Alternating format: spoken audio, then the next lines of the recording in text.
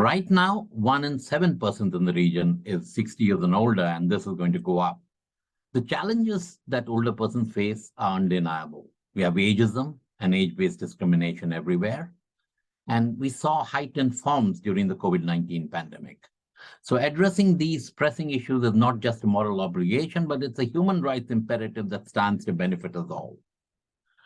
Since 2010, the open-ended working group on aging established by the General Assembly has been considering the feasibility of an international legal instrument to promote and protect the rights of older persons. Existing human rights treaties make limited references to older persons. We all know that older persons are not a homogeneous group, and the challenges that they face and their needs vary greatly according to their situation, where they are, their income status, and a range of other criteria. It is against this background that the panel discussion that will follow will explore the possibility or the feasibility of a legally binding normative international document such as a convention, which will further promote and strengthen the human rights of older persons. Importantly, we'll discuss this whole issue with a focus on the Asia-Pacific region, a region that's ahead of many other regions of the world in terms of the speed of aging and the sheer number of older persons that live in our region.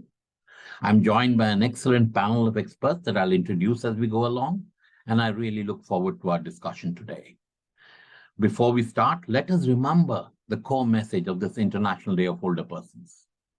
Together, we are committed to building a more inclusive and age-friendly societies. In doing so, we're building a resilient world for everyone. Thank you for your presence.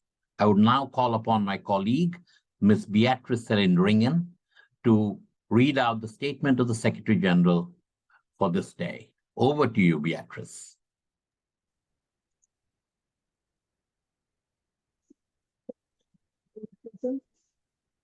Yes, I can see you. Go ahead, Beatrice.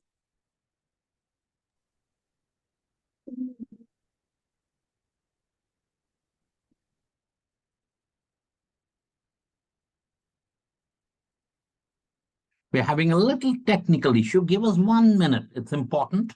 The Secretary Hello, message. everybody. Yes, my apologies. I'm having some technical difficulties, but let me read the statement now. This year's International Day of Older Persons coincides with the 75th anniversary of the Universal Declaration of Human Rights.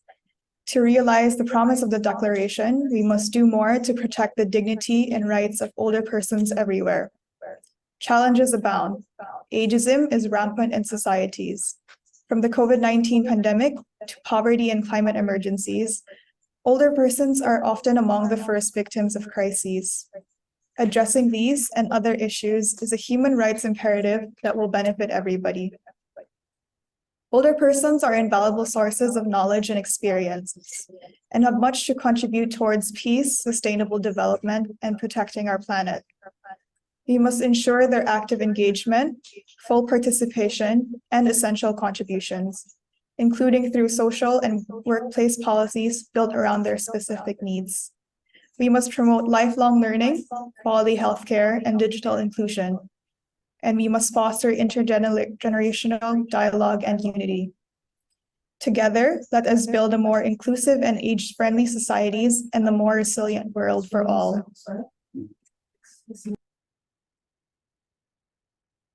Thank you very much, Beatrice. It's so important that this message was read by a youth representative. Thank you very much. You talked about intergenerational solidarity, as the Secretary General mentioned, and so which is so critical in today's world. Ladies and gentlemen, it is now my pleasure to introduce Ms. Sabine Henning, Chief of the Sustainable Demographic Transition Section of ESCAP, to provide a brief overview of the situation of older persons in Asia and the Pacific and describe how member states in the region are addressing human rights issues right now and also in the past. Ms. Henning, you have the floor. Thank you very much, Mr. Tata, and good morning to all. I will provide a bit of a background to set the stage and also provide context to the discussion that will follow. And I think it's very important to remind ourselves that population aging, demographic trends have been recognized as mega trends at the global level, but even more so, I would say, in Asia and the Pacific. Can I see my PowerPoint, please?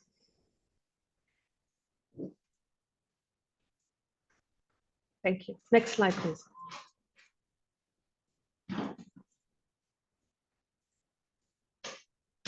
If we look at, thank you. So, as I said, demographic trends are mega trends, in particular population aging here in Asia and the Pacific. Next slide, please. Now, if we look at the numbers, we have to recognize that in 2023, about 697 million older persons, 60 years and above, were living in the region. And this number is projected to increase to 1.3 billion. If you see the spread across the subregions as shown in the slide, it is affecting all parts of Asia and the Pacific. Next slide, please. It's important to remind ourselves who these older persons are. Next. And I had the privilege to attend the International Day of Older Persons event here in Bangkok last Friday, which was a very celebratory event.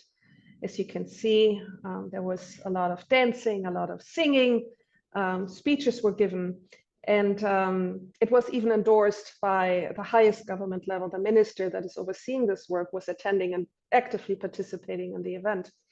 We also see a lot of women, and indeed many women were attending this event and were celebrating with their friends. And this is wonderful to see. It was a very encouraging, motivating, uplifting event. However, who was not at the event, next please, were some of the older persons that we also know are belonging to this age group. These are persons with disabilities, these are persons who are poor, and also women, for example, in the agriculture that still have to work to make a living. And we have to think about those too when we talk about population aging. Next slide, please. Going back to the context though, it is important to recognize also that the number of young people will soon start declining. In some countries, it's already declining. Soon, the number of older persons will be greater than the number of youth. And this clearly has implications in the positive, but also in the negative for Asia and the Pacific. And we need to focus on the positive and turn the negative into a positive. Next slide, please. What is important is that in Asia Pacific, population aging is very rapid. This is due to the dramatic decline in fertility and the increase in life expectancy. If you compare countries in the region to other parts of the world, for example, in the global north, you will see that the transition from an aging to an aged society here in Asia Pacific is occurring much faster than in the global north. If you focus on the countries at the bottom of this graph, you see it's taking them about 20 to 30 years to transition from an aging to an aged society. And countries like France or Sweden took more than a century to go through the same transition. With the rapid increase in the share and the number of older persons here in Asia Pacific, of course, there is great demand for implementing policies and action plans and monitoring frameworks much faster to respond to the needs of older persons than in other parts of the world. There is less time for these countries to adjust to this. Next slide, please. What we also need to remember is, of course, that a growing share of the older population are women. This is due to the fact that women are outliving men. So the older the population gets, the share of the older population that are women will increase. And this is something important to recognize. There's a gender dimension to population aging. Next slide, please. Now, putting this into the context of the United Nations and what member states have been thinking about, of course, it is a topic that has been covered since many, many years. I'm starting here in my slide, and I could have started earlier, in the 1980s, when we first had the Vienna International Plan of Action Aging, the first World Conference on Population Aging. And their member states agreed to a document to take the topic forward and focus on specific topics for the future. And then there were a number of other conferences that discussed population aging here and there. But the most important one to this day is, of course, the meeting that was held in Madrid and the document that was adopted there. We call it MIPA, Madrid International Plan of Action Aging, in 2002, that identified the priority areas for member states to address population aging. Since then, we had other meetings at the global, at the regional level, as you can see, including at ASEAN. ASEAN adopted a declaration on older persons. We had the Decade of Healthy Aging that came into effect in 2020. And of course, the last Asia-Pacific Regional Review of MIPA here in 2022. Next slide, please. Going back to MIPA, MIPA says right from the beginning that it's about security, dignity, and full rights of older persons. The primary responsibility for implementing MIPA lies with governments. The role of non-governmental organization is to support governments in implementing, following up, and assessing MIPA. There are 3 priority areas, and MIPA to this day, as I said, is a guiding document at the global level, at the regional level, at the national level. Next slide, please. And that's actually what we're doing. We have been mandated, the Regional Commission, to every 5 years to conduct regional reviews of the implementation of MIPA. It starts at the national level, where government focal points review MIPA and see what they have been doing over the last 2 years on population aging, where the gaps are, where the challenges are. It is often a consultative process. We call it a bottom-up approach, where governments, together with CSOs and other entities, review the implementation. A year later, we then conduct this at the regional level. This was a 2022 regional review here in Asia Pacific and Bangkok last year. And then, of course, it goes up further to the global level at the Commission on Population Development or the Commission for Social Development that are both reporting to ECOSOC. So the global reviews will take place as part of the ECOSOC mechanism. Next slide, please. Next. Now, when we look at these reviews, and we had them since 2002 here in Asia Pacific, we also have to recognize the outcome documents that came from these meetings. As you see, the first regional review was held, producing an outcome document that was put forward in 2007. We then had one in 2012 and the 2017 outcome document. This is the first, the second, and the third regional review. Next slide, please. In parallel in Asia Pacific, we also had a workshop on the human rights of older persons in 2014. And as I mentioned, we had the Kuala Lumpur Declaration. What we see out of these meetings is that human rights all feature, but it is fragmented. It's in certain parts of these documents, human rights are elevated, are emphasized, but there is no consistency in terms of, what do we do on healthcare, on education, on long-term care, on long-term learning, on any of these issues in terms of human rights. Next slide, please. I looked closely at this outcome document or the report from the workshop in 2014 that ESCAP convened with partners, in particular DESA, on the human rights. And can I please ask my colleague to click a few times now? These are just some summaries, some major conclusions that came out of the report. If you just stop for a second, we just want to highlight some of these points. One of them was referring to in the conclusions of the report was that we should recognize older persons as rights holders, not as welfare recipients. There was a strong need for an accountability mechanism, and such a global binding document that would bring everything together could serve that purpose. Such document could also serve the purpose as an advocacy tool. That is very important. Having a global guiding document on the rights could also help to bring policies at the national level together. It was observed that there's a lot of fragmentation and inconsistent coverage of human rights at the national level. And so having something guiding documents at the global level, at the, could then also influence policymaking at the national level. Can we have a few more clicks? There was also, of course, a recognition that in the open-ended working group, and our colleagues from OHCHR will refer to that later, there could be a more inclusive approach to bringing in the CSOs, and the CSOs need to actively participate in this. Now, there was some mentioning of the elements of such a global guiding document. It should have some normative standards. It should talk about abuse and violence, income, health, long-term care, and women, and all of this from a human rights angle. So such a global guiding document could address all these elements. Can I have one more click, I think? And then, of course, there was also the recognition that in Asia Pacific, member states have no firm position on the rights of older persons. At least that came out of the meeting in 2014.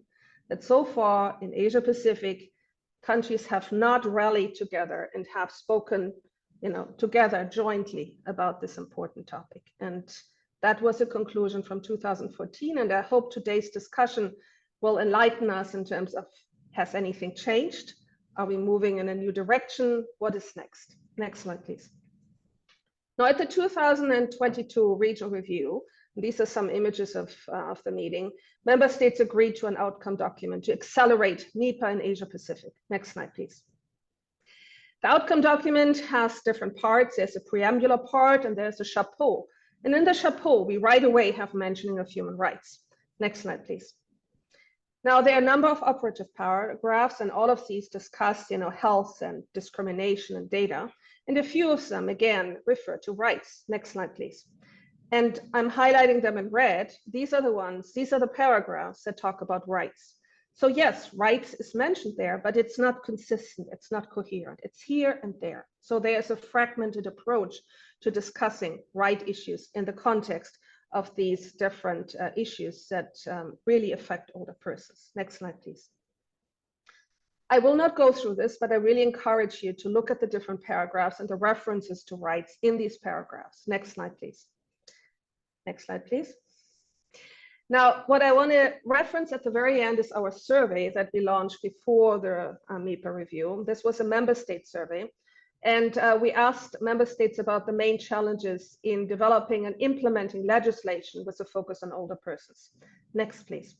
And what we saw there is that the main challenges were human resources, it was data, but it also was awareness and understanding of what it means to be an older person and to contribute to society.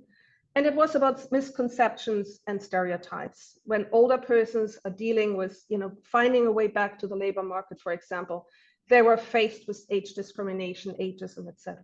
So these were some of the issues that member states clearly identified as challenges, and they were trying to address them in terms of bringing older persons fully into society. And I think it's important to recognize this, that even though we say maybe that member states in Asia Pacific have not speaking up with a full and joint voice on these issues, they recognize the challenges. And I think it's now for us to find a way to maybe challenge this somehow and put it in a way and move it forward that there's greater consensus in discussing this, but also trying to develop something and then monitor and implement it in the future. Next slide, please.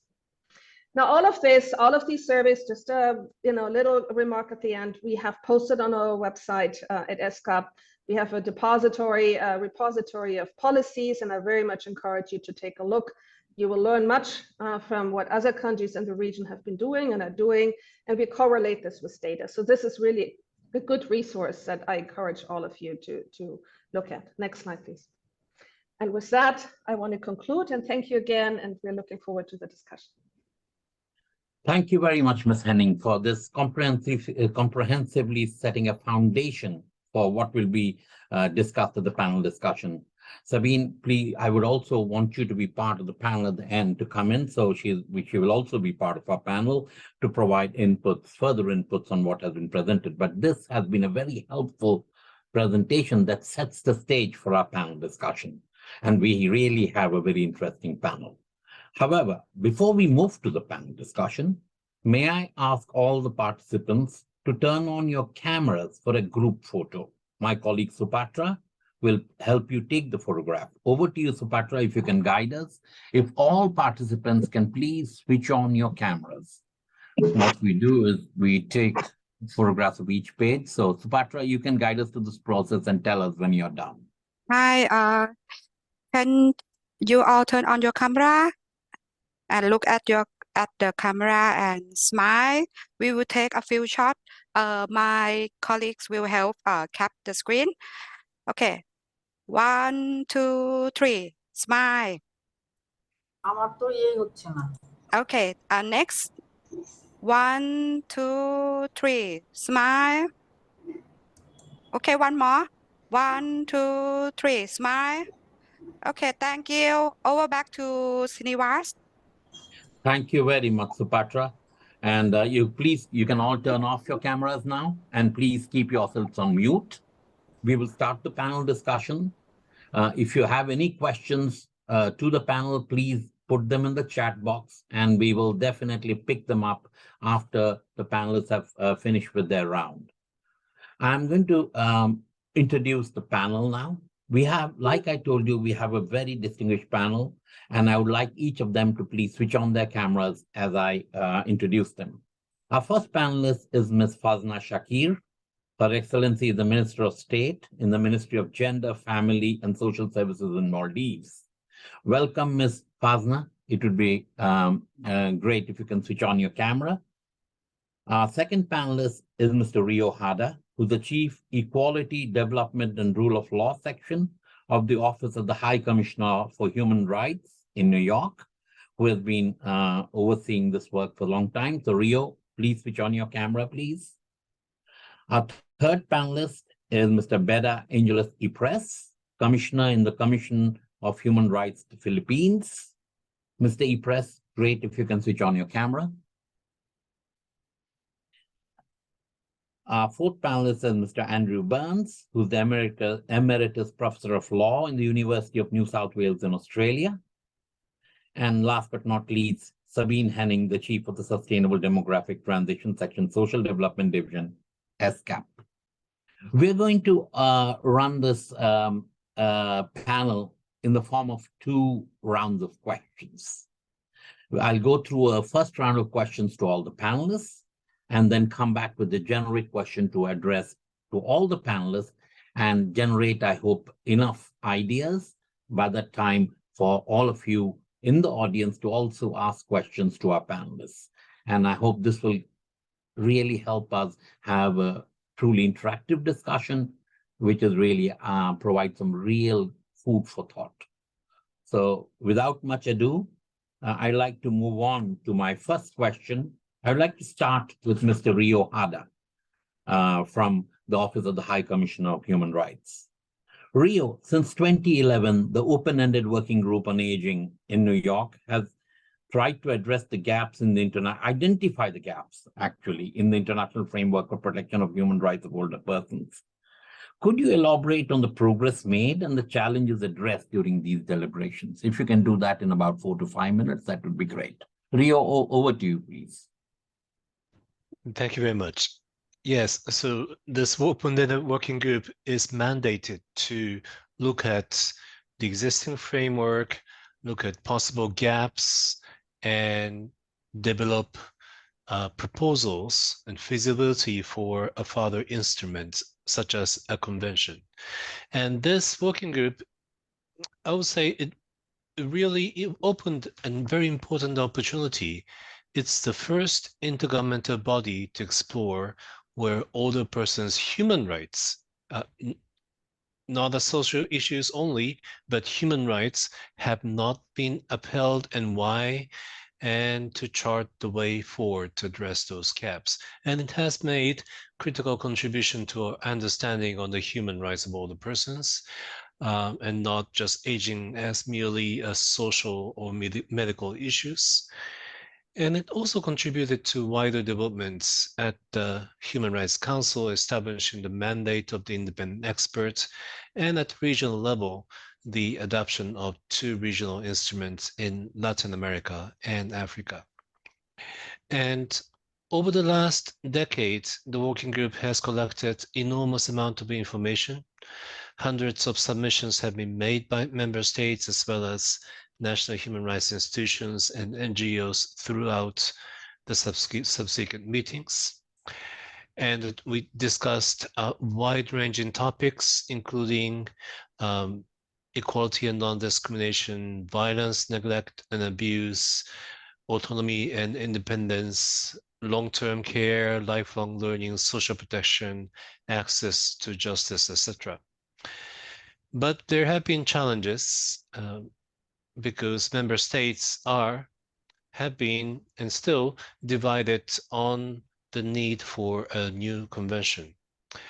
And member states' engagement are uneven among the regions. And even though there are more member states coming forward and saying they're open to discuss the feasibility of a convention, open to engage in discussions, that hasn't yet really translated into firm commitments yet. But then the COVID-19 pandemic came, and it was really a turning point. The tragic impact of the pandemic on older persons, I think, really served to raise the awareness and visibility of older persons and provided an impetus that we have to make progress, we have to move forward. And in 2020, 146 member states issued a joint statement in support of the messages in the Secretary General's policy brief on the impact of the pandemic on older persons, in which the SG called on states to accelerate the progress under the working group towards developing a convention. And in 2022, at the working group sessions, the 12th session, we saw some positive shifts among member states. And then a cross-regional group of 28 member states, including ESCAP member states, Bangladesh, Philippines, Turkey, but also UK and US, they tabled a draft decision which was adopted by consensus at the 13th session this year. And this decision requested the chair of the open-ended working group on aging to appoint two co-facilitators to facilitate the consideration of the existing international framework and the identification of possible gaps and how best to address them, with a view to having a negotiated, agreed text by next year. So this may seem a small step, but it's a very important one considering how divided the discussion has been over the last decade. So we encourage more states and stakeholders from Asia Pacific region to engage in discussion, respond to questionnaires, have nice national dialogues, because we need to build that bridge in order to make progress. The recent MIPA review, just as Sabine presented, offered a very good opportunity. And indeed, it's very important to note that all regional reviews have pointed out to the need and importance of developing an international legal instrument on human rights of older persons to complement and reinforce the MIPA framework. I'll stop here. Thank you. Thank you very much, Rio. I'll come back to allow you to elaborate on a few other issues later, but it's good. I mean, for those who have been slightly kind of worried about the lack of progress, the fact that there's been positive steps now, and member states are coming together across regions to try and push forward this process in a positive direction. So thank you very much, Rio, for that briefing. I'd like to move to Her Excellency Ms. Fazna Shakir, who is the State Minister from Maldives. Ms. Shakir, can you please share some good practices that Maldives has implemented, particularly after the fourth review of MIPA in Asia Pacific that was held in Bangkok, which was chaired by Her Excellency Minister BB, to promote and protect the rights of older persons? How do you think some of these measures have impacted positively the lives of older persons in Maldives? Over to you, Madam. Thank you, Mr. Srinivas. And I would like to first welcome all the panelists and a very good morning from Maldives. The government of Maldives is very committed to promoting and protecting the rights of older persons. Over the years, we have introduced necessary policies and expanded the services to safeguard the rights of older persons, especially after the MIPA review.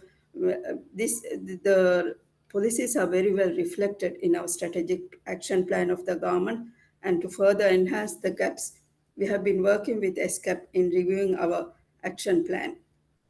During the process, it was identified that even though we were reviewing the action plan, the stakeholders identified the need to review and align the elderly policy that we were already implementing. The proposed new policy framework, taking a whole of government and a community approach driven by 4 strategic directions: development and lifelong learning for older persons, optimal health and well-being, creating an enabling and supportive environment, and also income security for older women and men. A notable milestone is the formulation of the National Elderly Law, which is in the process of finalization. Advocacy campaigns conducted across the nation targeting the well-being of older persons focuses on healthy aging has been conducted across the nation. Old age basic pension scheme provides an adequate income security for older persons. These pensions have significant impact on enhancing older persons' self-esteem and dignity, as having a source of income to call their own can give them a reviewed sense of autonomy and agency and allow them to contribute to their family and community. Universal health coverage, a state-funded health insurance scheme which promotes affordable and accessible health care. Apart from this, we have also started a caregivers program, Caregivers for Older Persons Certificate Level 3 program, which has been designed and we have already started implementing last month. Currently, a batch of 23 caregivers under the state institutions are taking the training. Establishing community centers for older persons in each island is a presidential commitment and the process is ongoing. Currently, we are in the process of renovating 2 and 1 is already functioning. Community social groups established in each island is a platform that brings all relevant stakeholders and civil society together and has been trained to prevent and attend to social issues, including the most vulnerable groups. And this has been a very successful group that we have established in the islands because they are able to attend to the person at the moment of need. We are a country where there are small islands and dispersed all over. So at the central level, it's not possible to attend to vulnerable groups on the scene. So these community groups function as our roles in the islands. And it is also necessary, from WIPA we learned that it is very necessary to learn from each other and prioritize and align. Coordinated efforts among key stakeholders are important in achieving these actions. And for Maldives, it has been such after the MIPA review, because it has been very well coordinated efforts that we have been bringing in new policy developments, bringing in our new action plan as well. And I would like to reiterate Maldives government's commitment to accelerating the agenda for promoting rights for older persons. Thank you. Thank you very much, Your Excellency, because I know we have seen the tremendous progress made, especially in the in drafting important policy documents and legislation on older persons the last 1 year. And it's very great to work with an enlightened ministry like yours, especially when you're trying to address the challenges of the geographic distribution of older persons, small numbers and small islands. And I think your commitment is really praiseworthy. I'd like now to move to Commissioner Beda Ypres, who is the commissioner in the Commission for Human Rights of the Philippines. Commissioner Ypres, last month on the 29th and 30th of August, you organized quite a landmark workshop, I thought, on advancing the human rights of older persons in Asia and the Pacific. This is because you tried to kickstart this discussion again on the convention. And that's why I thought it was very important that you took this initiative.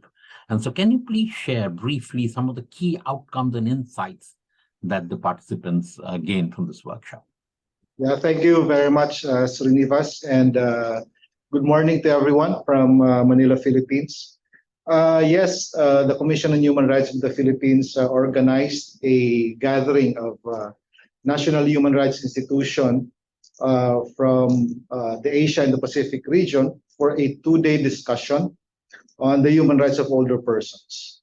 We were very grateful that commissioners, directors, senior executive, and human rights officers from the A-status NHRIs of Australia, India, Indonesia, Iraq, Malaysia, Mongolia, Nepal, New Zealand, Palestine, Qatar, Samoa, Thailand, Timor-Leste, and of course the Philippines, and our co-organizer, the NHRI of the Republic of Korea, actively participated in the event.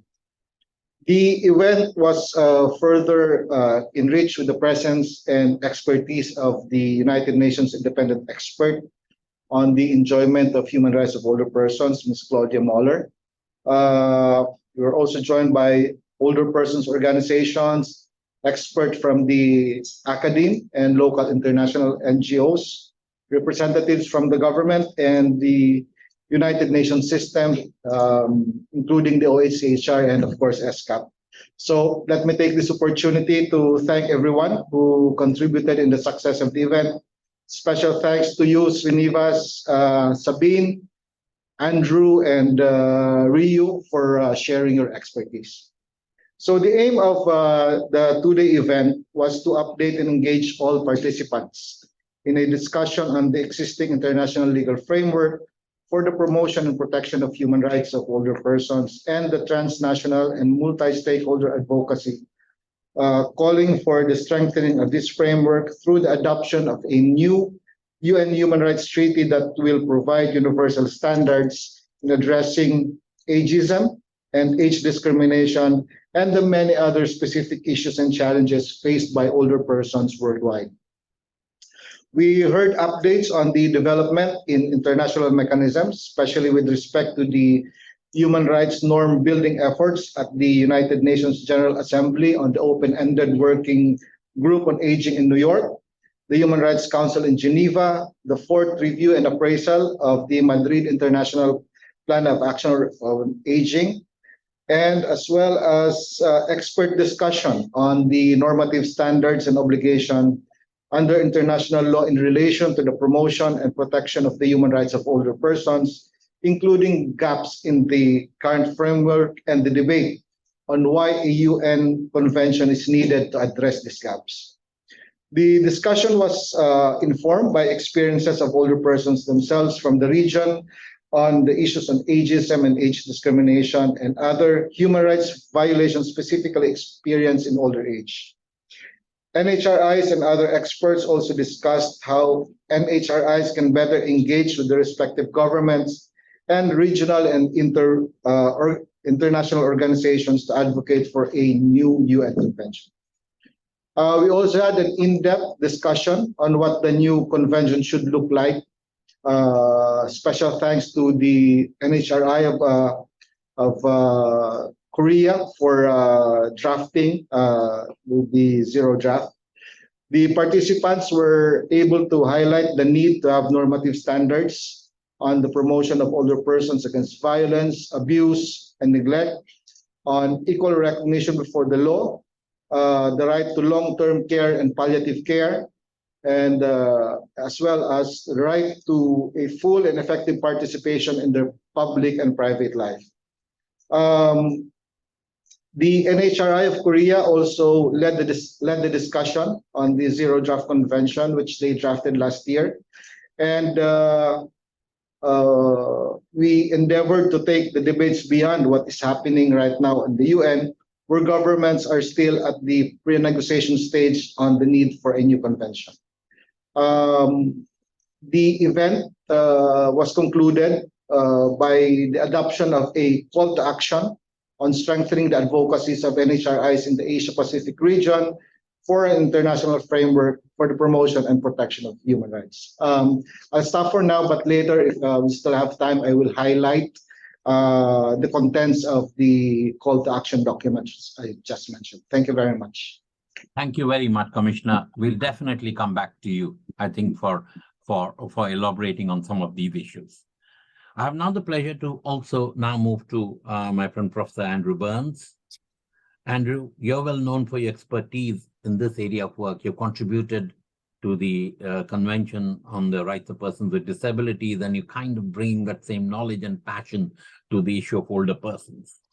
Now, can you brief us on something that you have been saying for a long time, but briefly tell us how such a legally binding instrument is feasible and would complement the existing documents, including MIPA and the UN Decade on Healthy Aging, how, despite the existence of these documents, a legally binding document is essential, feasible, and should be in place as soon as possible. Over to you, Andrew. Thank you very much, Dr. Tata Srinivas. It's great to be here, and I'm coming to you from First Nations land, the land of the Gadigal people of the Eora Nation, and I pay my respects to their elders, past and present. What we're about, of course, in trying to do this was we're seeking to change culture, laws, institutions, policies, and practices. And so as a result, in this endeavor, we have to influence and change the minds and actions of many actors, politicians, parliamentarians, bureaucrats, courts and tribunals, business, media, and different sections of the communities. And so in order to do that, I think we need a range of tools. We're building a house, and to build a house, we need not just timber and concrete and hammers and drills.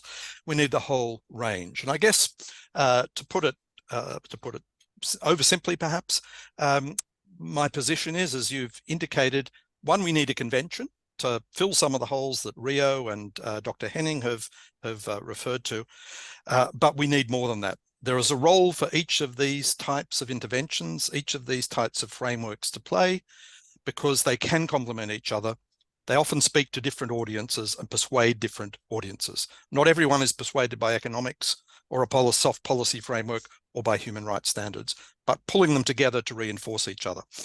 So that's, I guess, the basic argument. Let me illustrate from the work that ESCAP has done, particularly on the Convention on the Rights of Persons with Disabilities. And I've had the good fortune of working with the ESCAP disability team, headed by Aiko Akiyama and with Ms. Yunwa-san and other members on a big research project that on harmonization of national laws with the Convention on the Rights of Persons with Disabilities. And there are a number of publications out on that which may be helpful if people want to follow this up. But ESCAP's work on disability goes back a long way. If we start with the first Asia-Pacific decade in 1993, was a major step forward, followed by the second one 10 years later, 2002. And it was during that second decade that this policy framework then had to deal with a new convention. The convention was adopted in the middle of the second decade in 2006. So in the third decade, ESCAP, in the third decade strategy, the Incheon strategy on making the rights real, incorporated the convention as part of its overall framework and incorporated specific targets about getting the number of ratifications up and the really very important target of harmonizing the laws, national laws.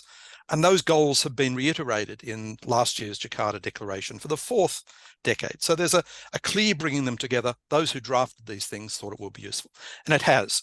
If you look at the output of the ESCAP projects on the CRPD, it just shows what a major influence that convention has had. We're not there yet in many areas, but really significant changes have been made. And these have contributed to the broader goals of the Incheon strategy and the Asia-Pacific decade. So they've worked together, they overlapped and reinforced each other. And of course, Incheon has addressed things that the convention hasn't. So it's brought those legally binding standards, it's brought a sense of accountability to what's going on, generated advocacy and coherence. Same could be the case for MIPA. It's not a competition. It's about how we build a complementary aspect.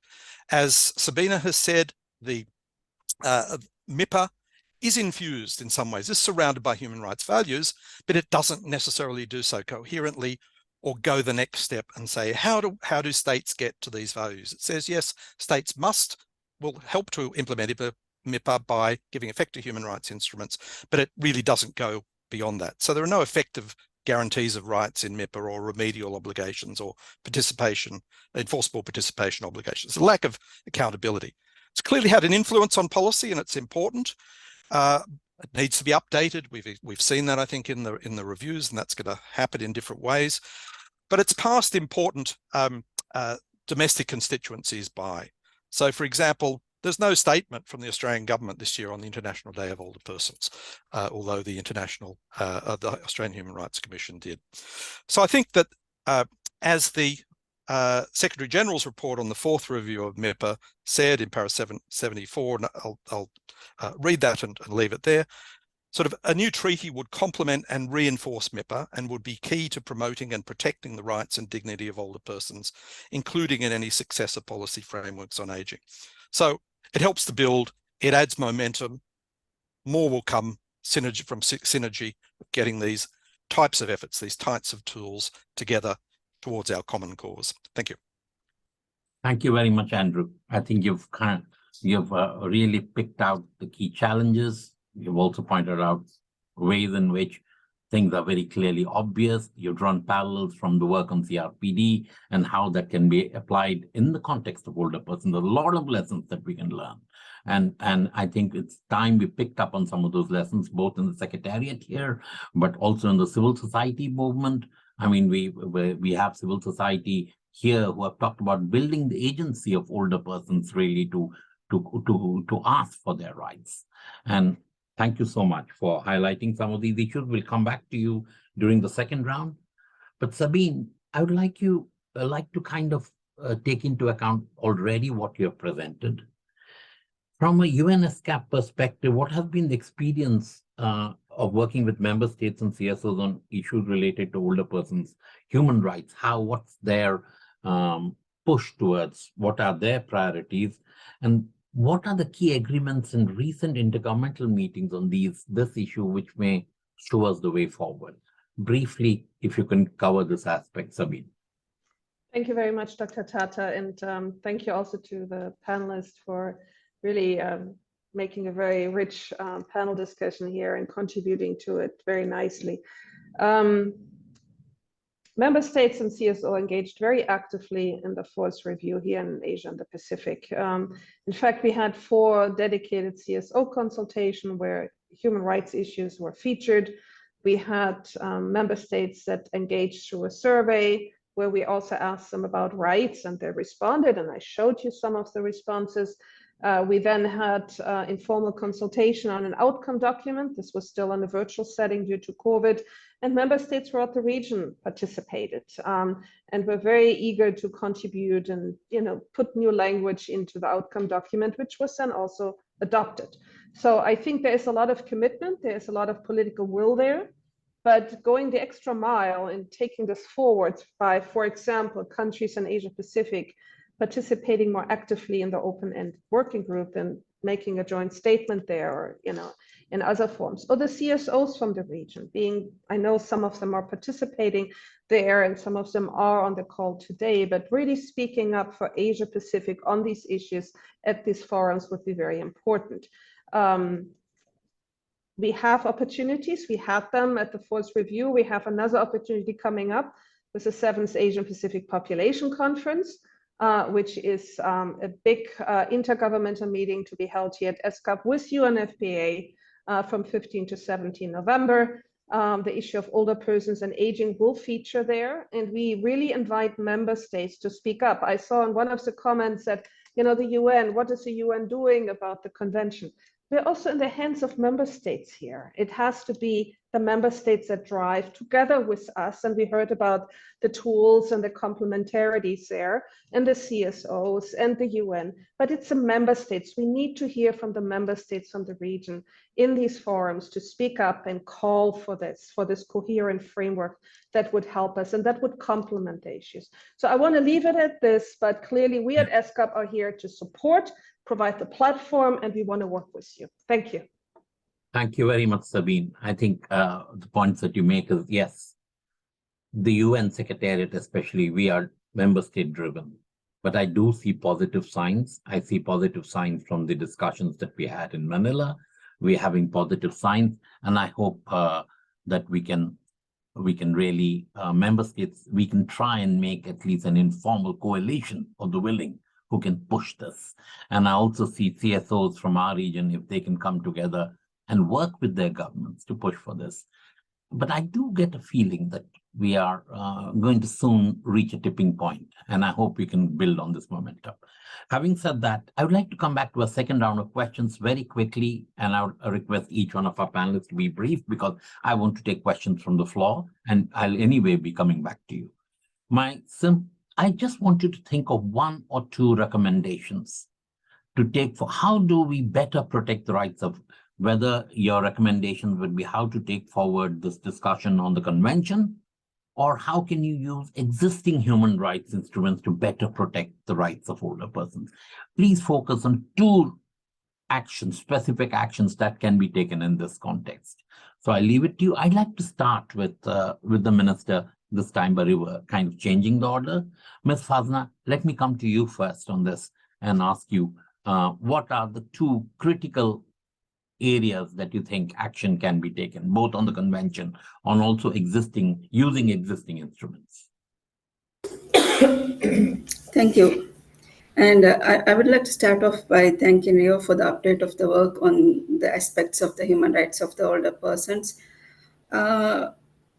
Ms. Shata, when I'm addressing that question, I would really like to focus my opinion on the convention, only on the convention, because it's important for us. Well, absolutely. And I think as the world is aging, we have seen that the world population continues to age from Sabine's presentation as well today. So human rights dimension of aging is an ever-growing concern. Where older persons are facing a number of particular challenges in the environment of their human rights that needs to be addressed urgently. So I'm focusing my recommendation on the convention. While there's an increase in longevity, it's a manifestation of the progress achieved in human development and health over the last decades. The shift has also shed light on the lack of adequate protection mechanisms. We believe that there is an urgency to recognize older persons as specific right holders. The need for stronger legal protection for older persons has been widely acknowledged so far, even from our conversations today, particularly as the core international human rights instruments contain very limited express reference to older persons. As a result, the current international legal framework remains fragmented and incomplete to address specific protection gaps for older persons to enjoy their human rights. Despite the universality of human rights, several UN treaties have already been created that deal specifically with the rights of disadvantaged groups, although none of these focus on older persons. Only a few mention age. After the Vienna International Plan of Action on Aging, 20 years later, Madrid Plan of Action was adopted. This plan has a strong focus on human rights, but it is not binding on member states. MIPA remains the leading soft law instrument on the topic. However, in implementation, these policies are inconsistent among nation states and do not indicate the presence of comprehensive legal policy or institutional framework for the protection of human rights of older persons. Just as women and children have been recognized as distinct groups who require specific care in human rights law, the case can be made for older persons as well. Although concerns involving the aging population are not new, they have usually been seen as problems requiring solutions that are functional and fragmented. As highlighted in the outcome of the fourth review, the absence of human rights norms and standards, particularly in the situation of older persons at the international level, the ability to unpack the complexities and changing nature of discrimination and intersecting forms of inequality across the life course is very limited. There are and have been numerous interventions designed to prevent mitigations, threats to older persons, which, while helpful, have not necessarily been based on coherent and holistic approach to human rights of older persons that is more broadly sustained. Although there are diversities among us and among country states and complicities on the issues affecting older persons, it is time, I think, that we all agree to overcome the challenges and obstacles and expedite the need for a comprehensive and integral international legal instrument to fill the gap and ensure that older persons are not left behind in realization of their rights. Thank you. Thank you very much, ma'am, for that unequivocal, strong endorsement of the need for this international legal instrument. We look forward. We saw that leadership from Minister Didi during the Commission on Social Development in New York. And I hope that this will be reflected also in the next discussion of the Open Working Group. We very much encourage older persons, not only in Maldives, but across the region. We'll really look forward to leadership from Maldives on this. So thank you very much for that reiteration and the clear stating of this priority. So I would like to move now to Commissioner Ypres from the Philippines. Commissioner Ypres, I'm also putting you on the spot. One or two, I mean, you heard the discussions. How do we bring the discussion from the human rights sphere to where the actual negotiation is taking place, where not necessarily the human rights people are not being involved. How do you see the transition being made, and what role can NHRIs play in this matter? But I leave you to give us any two priorities, having given you a leading question. Yeah. Okay, thank you. Thank you very much, Srinivas. As I've mentioned a while ago, after the conclusion of the two-day event held in Manila, we came up with a call to action document. See, this document highlighted 11 recommendations, which all the participants have endorsed. And allow me to mention some of these. So first is to engage with a different charter-based and treaty-based human rights mechanism within the UN system, to advocate for the mainstreaming of ageism issues and the human rights of older persons in appropriate venues such as the session of the Human Rights Council, in the Universal Periodic Review, and in the different special procedures and in the different treaty-based committees. Also, there is a need to engage with the country capitals to bridge the discussions in the United Nations Open-Ended Working Group on Aging and other human rights mechanism in the United Nations to relevant government ministries or departments such as the Ministries of Health, Social Welfare, and vice versa. Maybe also, in addition to leveraging the role and mandate of national human rights institution, I may also emphasize that having normative standards from an international legally binding instrument is a crucial component so that NHRIs can effectively implement our work in relation to advancing the human rights of older persons. We underscored the existence of normative implementation, information, and monitoring gaps in the international human rights system with respect to the human rights of older persons. Addressing this gap should be a priority in the agenda of the international community. To us, the best way to address this gap is through a UN convention that will define the specific rights of older persons and the corresponding obligation by duty bearers that will provide a clear baseline to guide better policies, laws, and services that will create a monitoring, reporting, and accountability mechanism at the national and international levels. A UN convention would also frame older persons as right holders and not mere recipients of charity and welfare.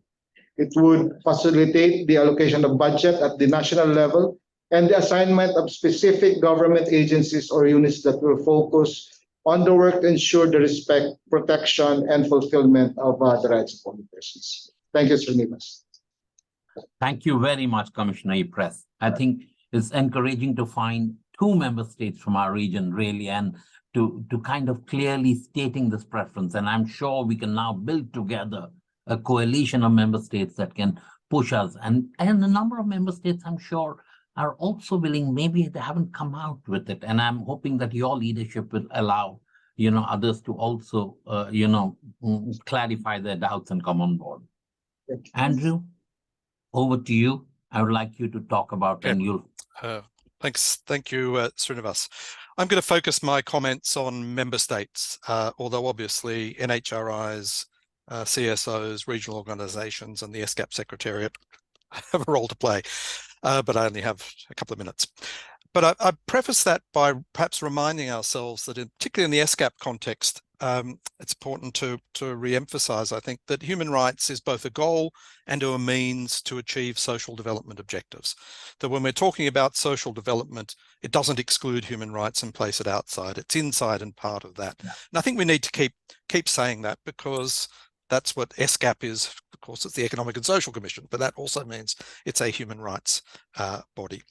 So look, I think there are I'll name one action at the national, regional, and international level for member states. One thing I think they could do is build on what we've got already, and that will be consistent with MIPA, Para 21A, about existing human rights instruments. They could complete or initiate, if they haven't already done that, reviews of their national legislation concerning the RPD. Okay, disability is not older age, but there is an important overlap in certain ways. And some of the existing laws relating, say, to guardianship are profoundly unfair to people with disabilities of all age, including older persons. And a huge amount of work still needs to be done in that. Ditto support for living in community and so on. Taking into account as part of that review older persons. I think that's a very tangible and practical thing that member states can do nationally. And I just point perhaps to the impact of a recent major example of that is last Friday, a Royal Commission in Australia, a major public inquiry which lasted 4 years, $600 million, produced a huge, a monumental report, 4,000 pages in length, indicating how Australia had fallen short on the human rights of persons with disabilities and advocating major things. It's a huge step forward for us if government picks it up. Things to be learnt from that. Not everyone has to do it on the big scale, but that sort of thing can make a difference. And it was the treaty that made the difference. It provided the frame, provided the impetus. So it was really critical. Secondly, at the regional level, member states, I think, could request ESCAP to initiate or build on its existing work to do more capacity building about how member states can improve, about how they might assess the debate about an international convention.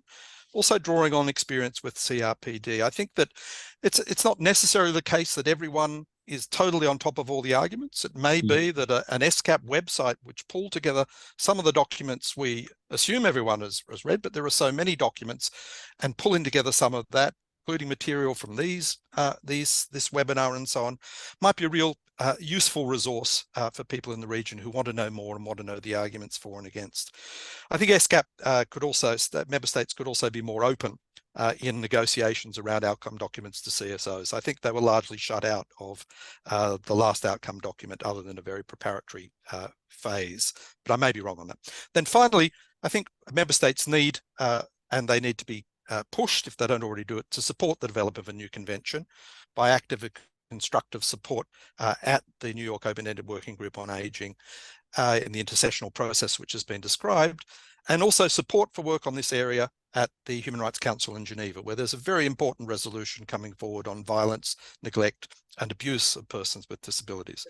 Yep. And unfortunately, some of those most vocal in blocking progress and change come from our region. Yet I believe they're actually minority voices within the region, and therefore we need to let the majority voices sound out to help us towards this goal. Thank you.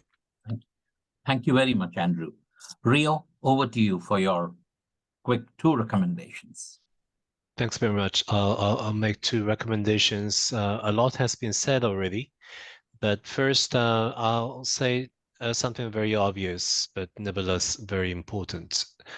First, we really need to raise more awareness of the human rights of older persons among policymakers, care workers, service providers, and among older persons themselves.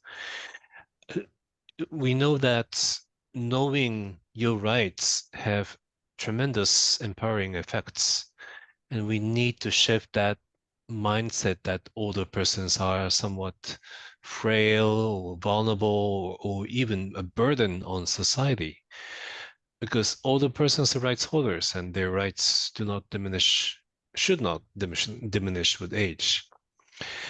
And many Asia-Pacific countries, including my own, have culture and traditions in which older persons are well respected. But we also know that in many places, this is changing with time, and ageism and ageist attitude do exist and having impact on those policies and programs, which brings me to my second point. We need more multi-stakeholder discussions at national level on the protection gaps and options to address them, with older persons at the center and informed by more evidence and data. 2 years ago, under the decade of healthy aging, the UN published the first global report on ageism, in which we try to gather best available data and evidence on ageism and strategies how to address them. But there are still major gaps in data. elder abuse, and all data from WHO says 1 in 6 people. But we know that the actual figure are much, much higher, but it's just hidden and not seen. So we need more evidence data so that we can make a very convincing argument of the existence of gaps and the need to address them.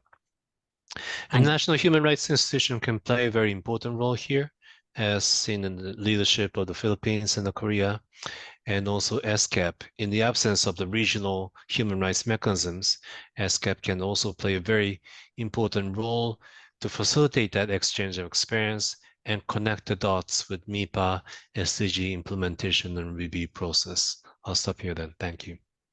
Thank you very much, Rio. I mean, you pointed out important issues, including the need to increase awareness as well as data, as well as the role that ESCAP can play and NHRIs. Sabine, I'd like to go to you with this question. We in ESCAP have discussed this, so speaking on our behalf, what do you think would be most useful for us? How do we help member states more in this respect? What is required? Thank you very much. Let me respond and provide 2 recommendations. Number 1 is, I think, closer engagement with our focal points on aging, which we have at the government level. We'll reach out again. We have worked with them previously. I think their input to our compilation of data, of information, policies, etc., is extremely helpful because we can share it online and countries can learn from each other. So from our side, more investment in that direction, but from your side, as you're listening, and if you're working on these issues, please share with us. So strong recommendation on that from our side to move forward in that direction. And another recommendation I would like to make is we would, and I've taken notes on what the colleagues have been saying about what ESCAP could do, but I think it's important for us to get the mandate or call from a member state or from a number of member states to step into this void now and take this forward. I think we really would like to play that role, but as we said, we are in the hands of member states and also CSOs. So please, call on us to step up and convene a meeting or do the, review of national policies and legislation. I think we would be happy to do so, but we would need to hear from you, the member states and the CSOs, to take this forward. Thank you. Yes, Sabine, we do need that firm mandate. We're looking for it. We are ready, but we need to move ahead we have to find resources, to allocate time. And I think the coalition of the willing will definitely reach out, and I'm very positively inclined on this. We do have a question from the chat. I mean, especially we have a number of CSOs and organization of older persons attending. How can CSOs be more involved both in the process of the open working group? Maybe to Rio and Andrew a little bit about, very briefly, the question is how can CSOs, how can their views be more reflected? And secondly, how can their agency be built? So briefly, I'll reach out first to Rio and Andrew, and anybody else, please, or the panelists, please put up your hands. I'll be happy to go to you. Rio, starting with you quickly, what do you think? Do you think possibility? How can we do that? So this working group is called Open-Ended Working Group, which means that it's a little bit more open than the usual UN forum. And there is a process that NGOs can apply for accreditations, even though you may not be accredited to ECOSOC, you may not have a ECOSOC status.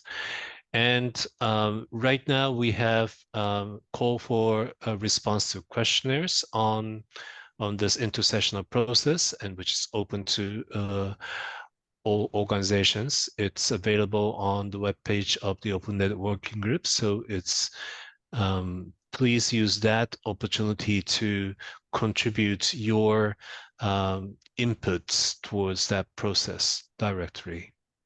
Thank you. Thank you, Rio. I think this is something that we also stressed that there were very few of our CSOs. The Asia Pacific voice seemed to be missing, and we've encouraged them to not only apply for ECOSOC accreditation, but open working group accreditation. Now with the virtual means, you don't even have to travel. but I think it's happening more. But thank you for that really specific part of advice. Andrew, what do you think? I mean, are there any examples? One thing I would suggest is if the CSOs are not already members of or on the mailing list for the Apex NGO, or one of the Apex NGOs, the Global Alliance for the Rights of Older People, GARUP, as it's known. And if you search for it, they have a website, get onto their mailing list. They will tell you everything that's happening at the open-ended working group. They have worksheets and links to other organizations which will set out the arguments for and against the convention. So if you want to keep up to date, that's the way to do it. In terms of getting there, although one of the advantages of COVID was that online participation was available, it's now a bit harder. Sometimes recorded messages are allowable, but I think New Yorkers more or less flipped back, and Ria can confirm what the current state is, it more or less flipped back to in-person attendance. And that's hugely expensive for NGOs. Geneva's still a bit better in terms of hybrid participation, but it is hard. It is hard to do it remotely, although it's possible, as we're showing today. Thanks. Andrew, you're right. I mean, there's been this tendency to go back to physical.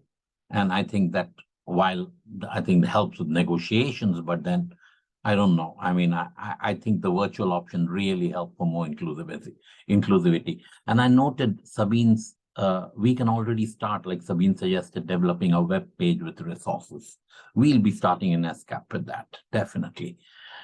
Would anybody else like to respond to that question before are there any other questions from the floor? Apart from the fact everybody is impatient, I can see from the comments, what's stopping us when it's so, when everyone agrees on the need for a convention?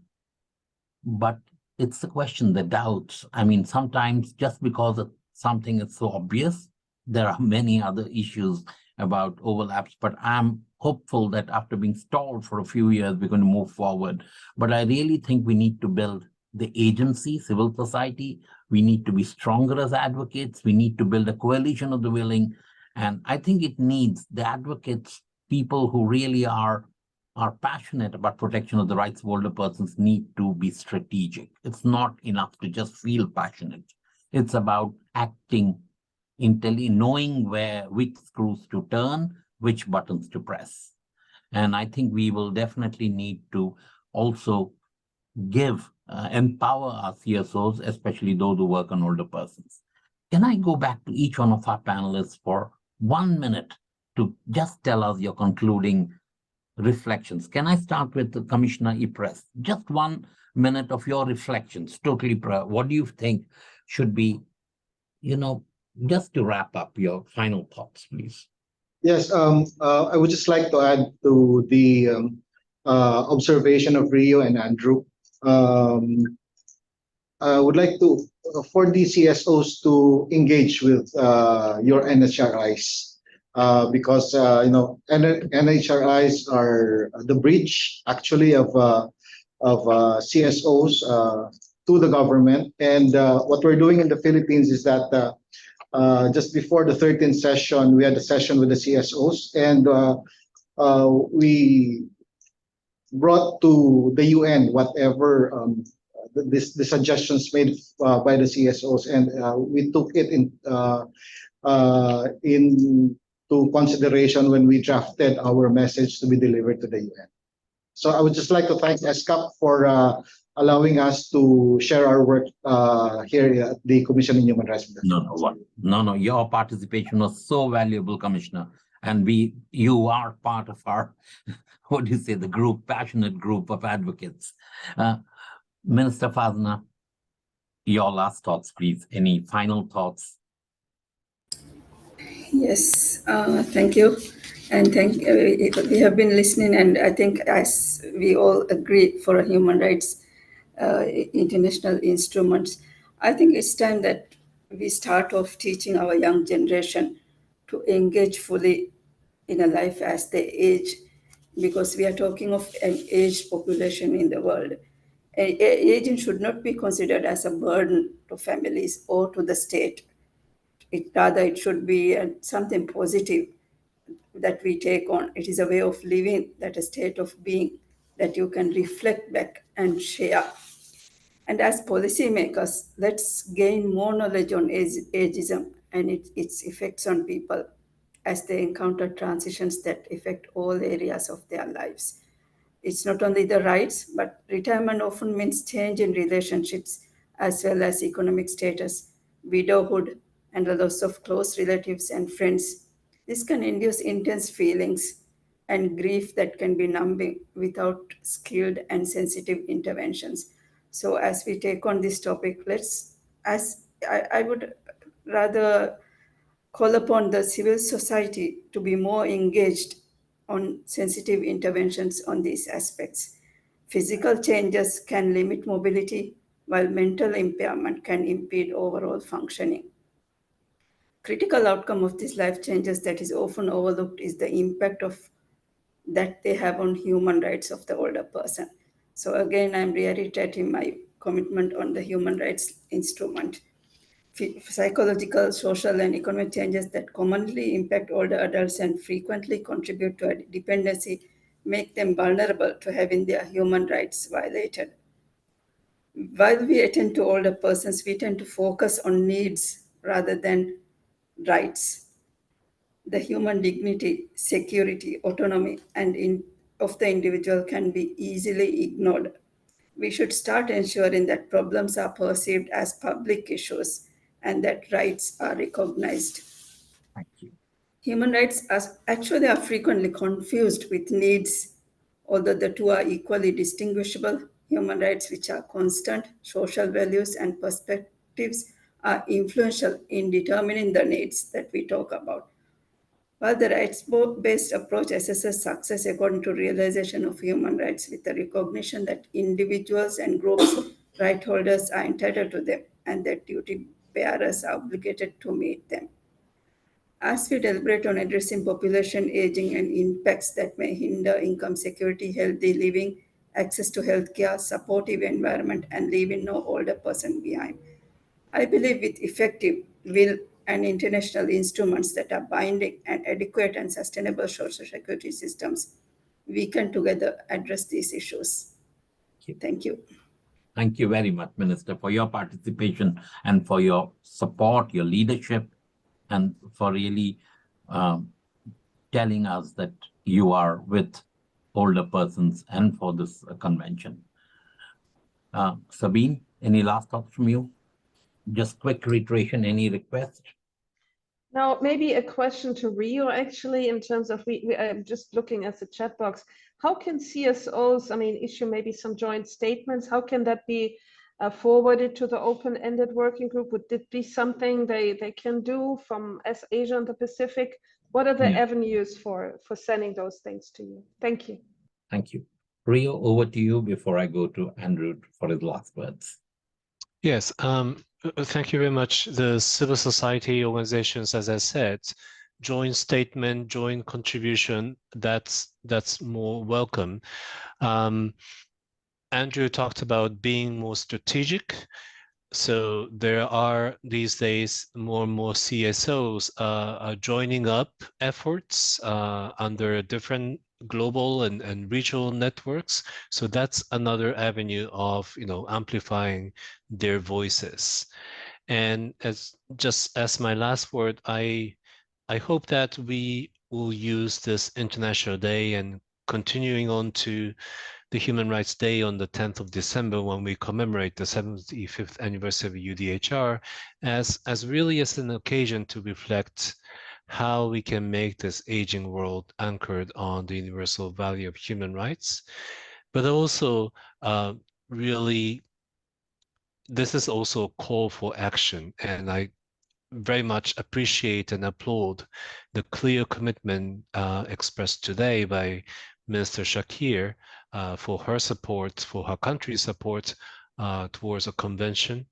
And I hope that many more countries from Asia Pacific will follow that example. Thank you very much. Andrew, over to you. Thanks, Srinivas, and I hear to those words of Rio's. And I'd also like to thank ESCAP for its quiet and determined and openness on this. It's a long haul, but progress is being made, and today's discussion will, I think, help us progress further. But just a couple of quick points. I didn't want to give the impression that the open-ended working group on aging was not didn't have an online element. Of course, you can watch, you can participate passively in the hearings. And if your time zone doesn't meet New York time zone, you can catch up streaming it later if you're so determined. Secondly, there was a question about intersectionality. Yes. And I think the important thing to say is we all know that older persons are often said to be the most diverse group around. I'm not quite sure what that means, but they're certainly a very diverse group.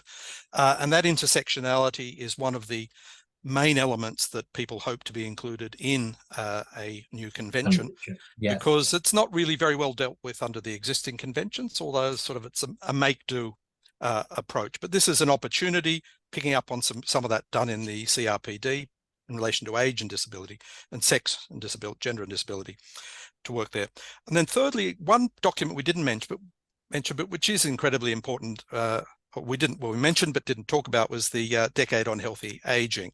And I just thought it might be useful to finish on picking out a couple of pillars of that and seeing how that policy framework aligns beautifully with a human rights framework. So some of the goals, the objectives: combating ageism, Article 8 of the CRPD. And if anyone who gets the New Yorker and has seen this week's front page, ageism is everywhere, even amongst the powerful, even against the powerful. Secondly, meaningful engagement by older persons, Article 4.3 of the CRPD about participation in decision making.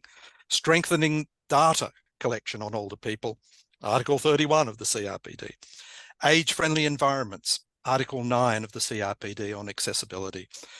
Care and support issues, Article 9 of the CRPD of living independently and in the community, and Article 28, adequate standard of living.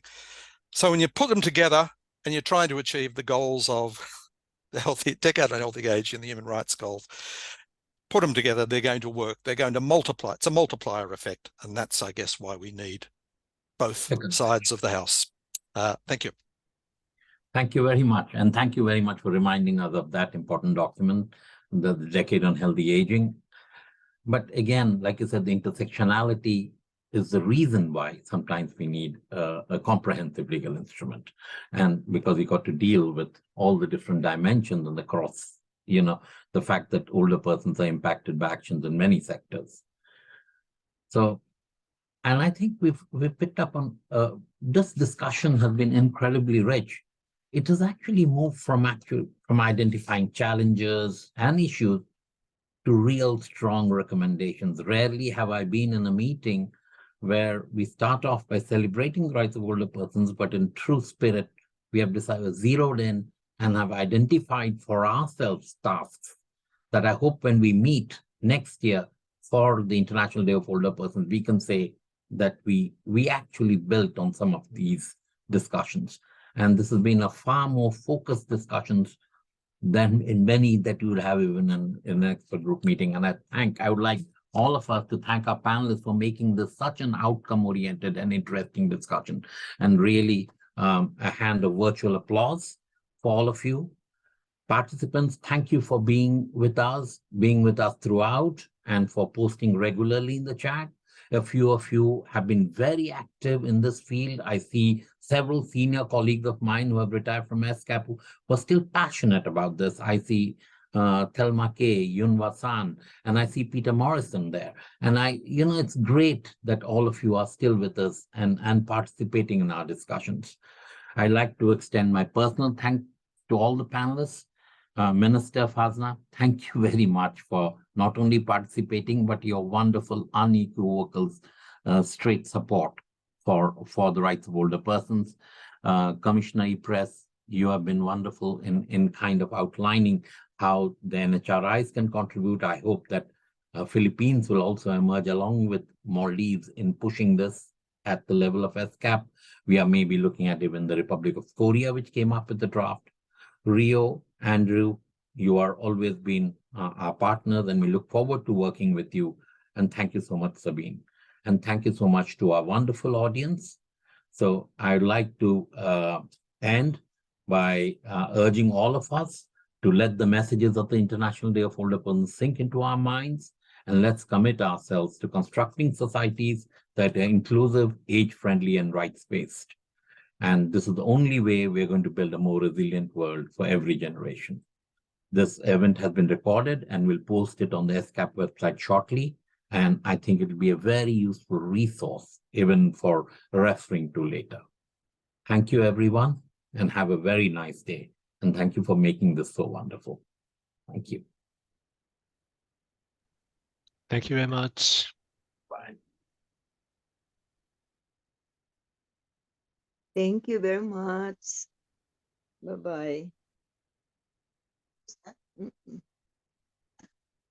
Tapos na kayo?